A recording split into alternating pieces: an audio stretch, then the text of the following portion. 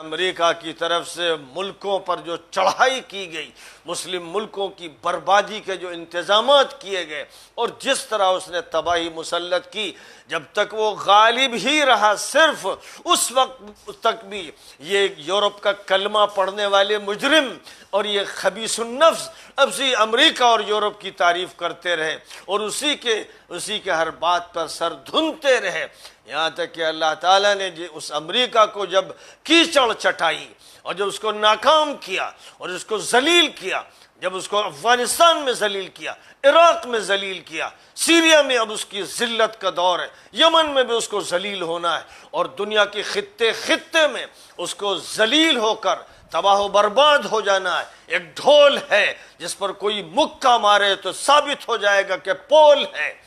لیکن ابھی بھی کچھ بگڑے ہوئے، ابھی بھی کچھ اسی نشے میں دھت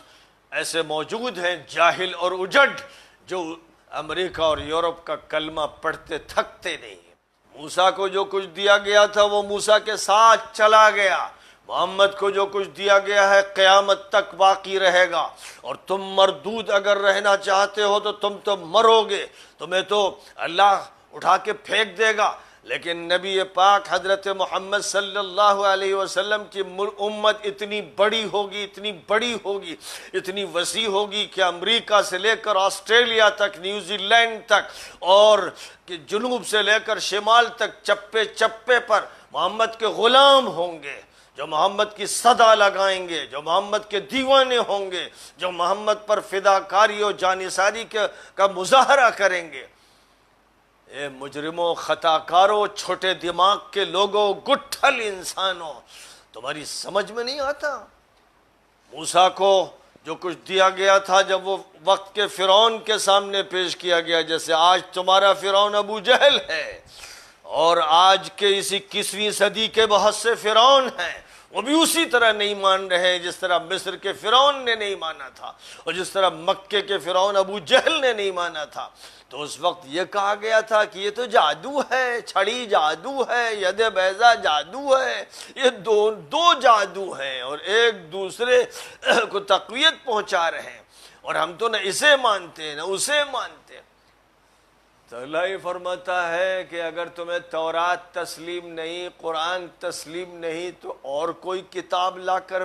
پیش کر دو، کوئی اور ہدایت نامہ لے آؤ، کوئی اور گائیڈ بک لے آؤ، اپنی عقل سے ذرا اس بات کا ثبوت دو کہ تم بڑے مدبر ہو، بڑے عقل مند ہو، اور اپنے حالات کو سدھارنے کی تمہارے اندر صلاحیت ہے۔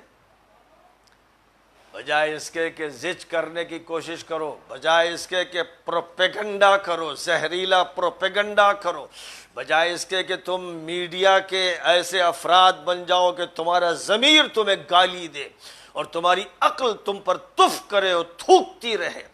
تمہارا باطن یہ ظاہر کرے کہ تمہاری زبانیں اے میڈیا کے لوگوں جھوٹ بول رہی ہیں، تم مکار بھی ہو، عیار بھی ہو، فرزند شیطان بھی ہو، ابلیس کے شاگرد بھی ہو،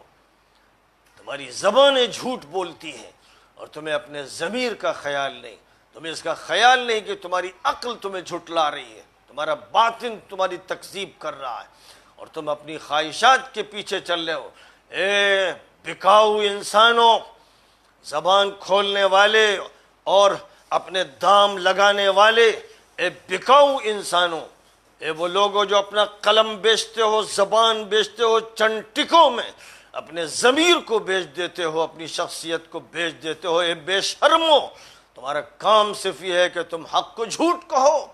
سچ کو جھوٹ کہو، سفید کو سیاہ کہو، رات کو دن کہو، دن کو رات کہو، امن پسندوں کو تم ٹیررسٹ کہو، اور جو دہشت گرد ہیں ان کو امن پسند کہو۔ تمہارا کام یہ ہے؟